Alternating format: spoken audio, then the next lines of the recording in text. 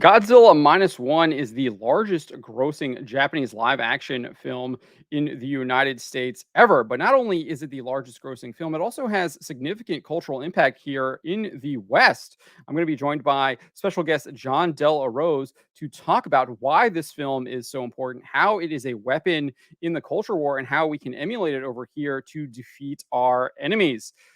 Let's bring in John now. How are you doing, sir? How's it going, John? Good to talk to you. Yeah, it's good to see you I as guess I well. didn't answer Uh, your question.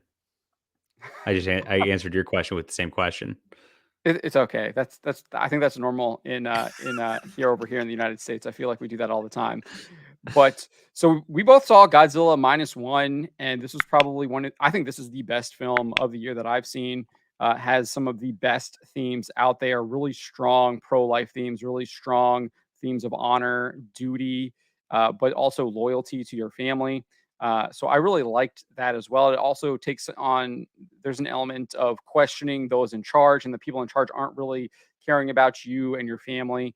And I think those are messages that we need to hear in the West. I think they're kind of siren calls for creatives over here to kind of take up the banner that Godzilla is waving for us, or has dropped maybe, or planted over here in the United States for us.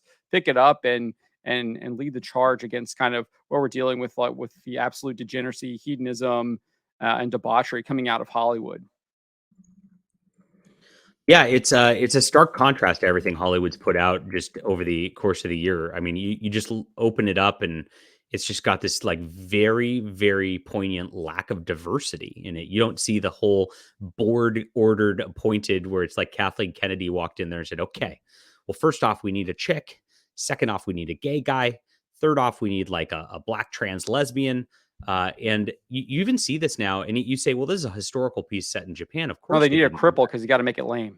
you got to do that too, of course. But even like in historical pieces now, you're seeing that like if it's like a something set in medieval England, like you've got a bunch of black people walking around in the background. It's like that's not accurate. It doesn't make any sense. And so I'm really glad that they kept this very historical, using a kamikaze pilot as a character to exemplify Japan and exemplify honor it was a bold choice, and it's quite the opposite of just like the milk toast stuff that Hollywood repeats and regurgitates all the time.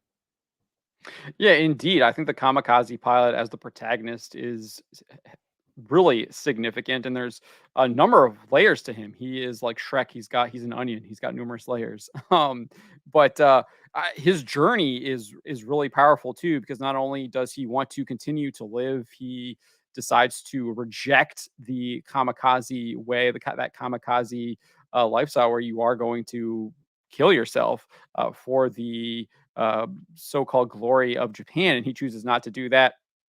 Returns to this airfield and then is confronted with this force of nature in Godzilla. He's so overwhelmed by it that he freezes up, and he then doesn't do his what he feels like is his duty to eliminate it as a young kind of lizard kaiju, and he's kind of racked with that guilt throughout the course of the film. But even while he's racked with that guilt, it feels like he still has this war that he has to take on against Godzilla. He is still building a life for himself. He's still able to kind of bring in this young woman, bring in an adopted daughter, and build a home for them, and really care for them, and start building a new life. And you just kind of see the really joys of a family. Yeah, this is something that Japan's pushing in a lot of their content lately, even if it's not a traditional family, because it's just harder to just get that sort of God ordained like man meets woman, you get married, you have kid these days. It seems like we've had two generations where it's just they've skipped that, and so they have to like kind of assemble a family at least to kind of recreate that.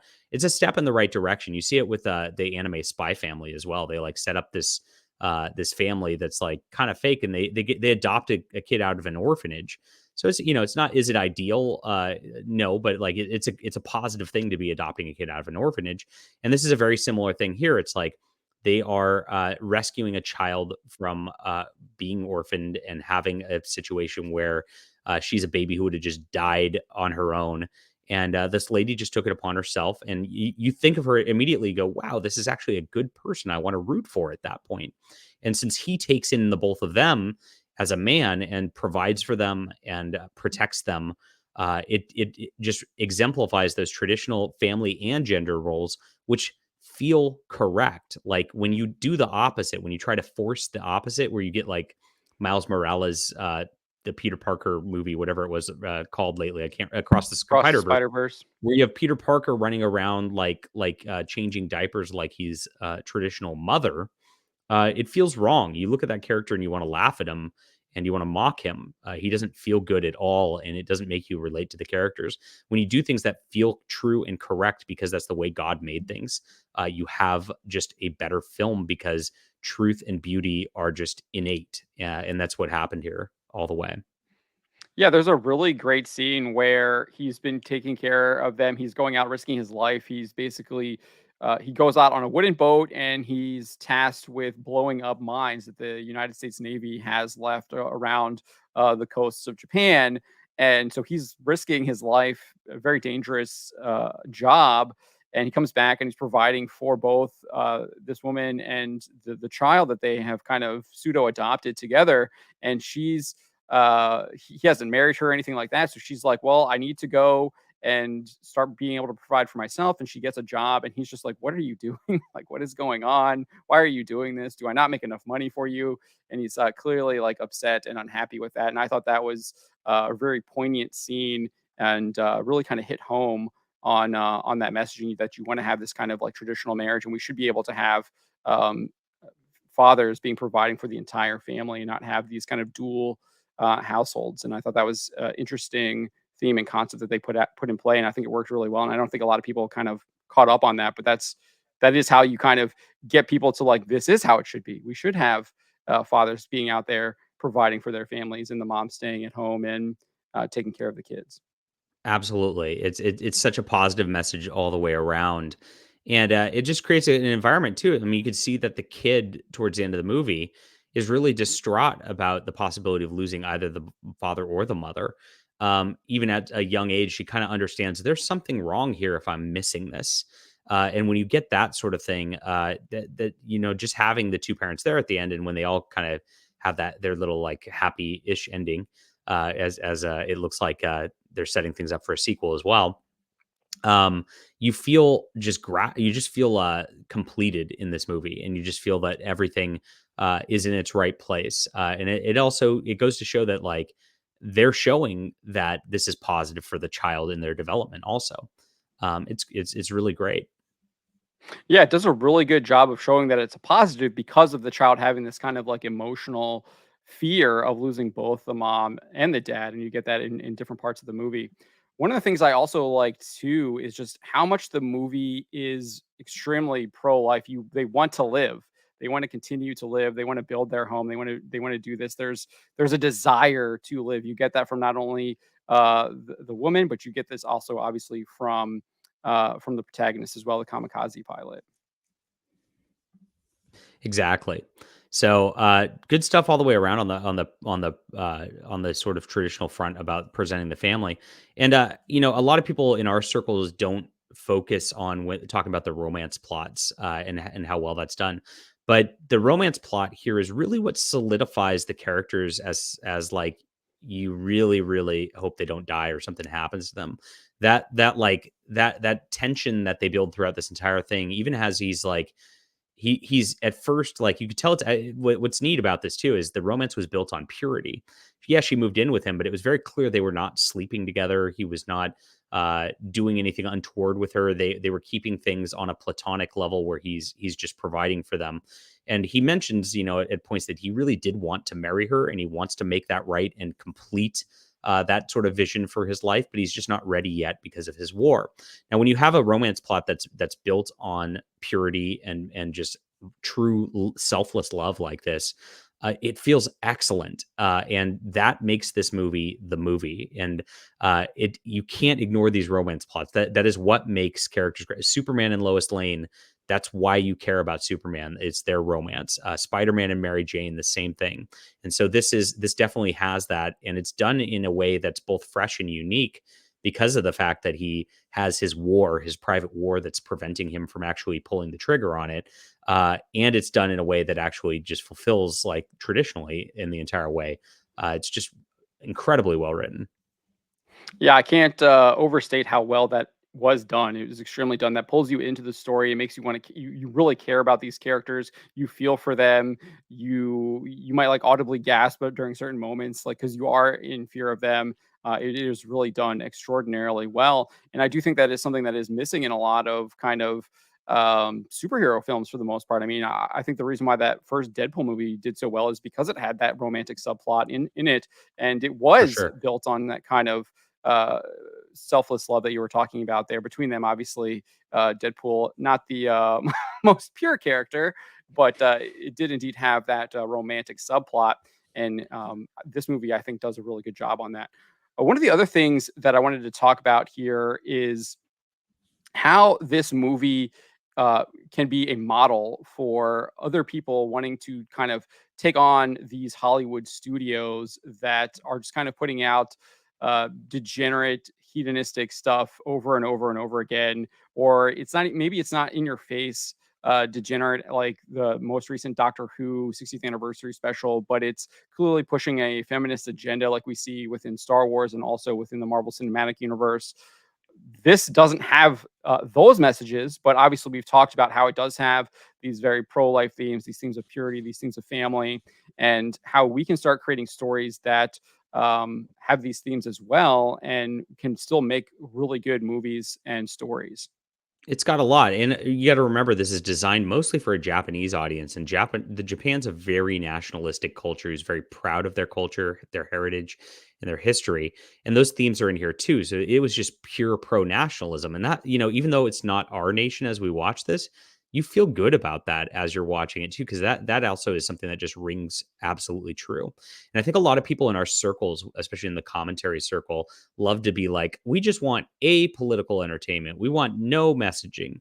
Well, you can have a vapid no messaging movie, and there's a lot of those out there. A lot, some of the Marvel movies that aren't as good that even don't have that feminist element or whatever have that, or like the Mandalorian really doesn't have. Some of their episodes are just like dude goes and fights a monster in his D&D adventure with like nothing to it. Like those episodes feel hollow and kind of just like lousy, like they're insulting your intelligence by putting it on there. You can have messages. The messages just have to be in line with truth, because then they come across naturally. When they come across forced because it's not in line with truth, or because the writer's just a hack and they're just telling it wrong, that's when there's a problem. And so all woke messaging is going to come across as bad because none of it's true. When you sit there and you have Doctor Who be like, "You are a beautiful woman," to a man in a dress, that's not true, and that you're being manipulated, and so it doesn't feel good. When you have this guy go out there and be like, in Godzilla, and be like, I have to, off myself in kamikaze action to restore my honor because I failed my honor before. Even though that like is like, oof, that's an overreaction, bro. Uh, please, make sure you live. You're like, you kind of identify with the character, and you're like, gosh, this guy's really like, he really cares about his nation and their safety first, and he's willing to sacrifice himself. That's really good and honorable. So the messaging works really well throughout this entire movie, but it's not overwhelming. And that's the cool thing too. He did everything right. Like it's just like Godzilla just raining terror upon Japan. Just those elements of the movie worked really well too. The visuals are striking. There's a ton of suspense in that. It just fired on like this really fired on every cylinder uh, possible without fail. It was great. Yeah, this film really reminded me of the original Jaws film with obviously Godzilla filling in the role of Jaws, and he has to go out and fight this creature. He's got kind of this war. He's almost you've got the he has to fight the creature, defeat it, and he wants to wage that war. But he also has the family. So he like the protagonist is kind of like the blend of all of the guys on the ship in Jaws that are fighting the shark, but he's fighting Godzilla, and I really like that you have the horror elements, especially when Godzilla first attacks in the opening of the film and destroys the entire little airport that the Japanese have set up, and then Even in these like there's slow moments where we like right here where he's just slowly stalking this boat. You just kind of feel this like foreboding fear that he's going to get you, and he Yes. almost even looks kind of like demonic too. Obviously, being a giant lizard kaiju, right? Yes, and of course, the look of the villain looking villainous is very important as well. A lot of the Godzilla movies in recent years, if you haven't watched them, Godzilla actually became like the defender of Japan against other monsters, and it felt really campy and kind of stupid because it really doesn't make any sense. And so when this Godzilla was just a terror creature, and he has that perfect look to look evil, to look sinister, it works really well too. And so they're trying to like get away with that from that. I've noticed they're trying to make like normal people look like villains in a lot of the Marvel movies and things like that. They're removing a Doctor Who villain that's coming up, that it kind of looked like Christopher Pike a little bit, like after he got all mangled and all that, and he was kind of like a proto Dalek as a character, and they're just redoing him as like a super crusty white man instead. And so removing the robotic elements that made him look super sinister before is just going to make the character look kind of stupid in comparison. And of course they avoided the pitfalls of that in the Godzilla movie here. Yeah, I mean, just kind of wrap it up here. I can't overstate how awesome this film was. It has obviously has all these great themes, but there's all of the everything kind of combines together to create a fantastic film.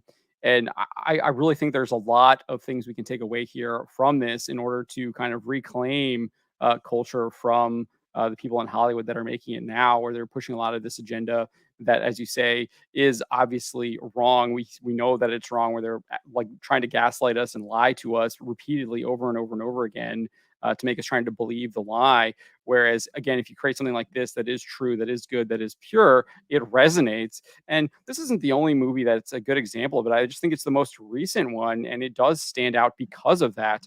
I think obviously you can just look at the Lord of the Rings films, even though there's some departures from Tolkien's original writing. There's a reason why those movies stand the test of time, is because they have excellent themes and messaging. And I think that's just one thing that you kind of pointed out earlier that I really want to hit home on here, is the fact that we can have these messages in our movies, in our comics, in our television shows, and they can still be really entertaining, do really well, and be profitable and successful at the box office. Because this film was only made for what we're seeing $15 million, and it's already done that and more here in the United States, let alone looking at what it's done in Japan. Yeah, when something is just excellent, it's going to resonate and it's going to build word of mouth. And you see that as it continues. Like, I mean, it's making more and more money as people actually hear about it. This is a film. It doesn't have this big Disney operation that marketed this in advance to get butts in the seats. But they're still adding seats, and they're adding theaters actually that are showing this because it's just got such good reception.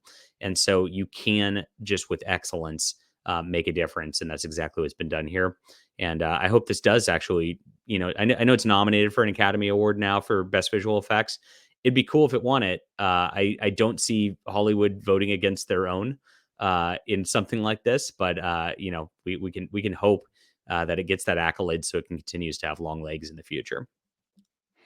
Yeah, so I think we're gonna wrap it up here. Thank you for joining me, John Delarose. Where can folks find you? Sure. I'm John Delarose, like my namesake, no H, which is right here on YouTube and on Twitter. So thanks so much for having me, John, and have a great day. You too.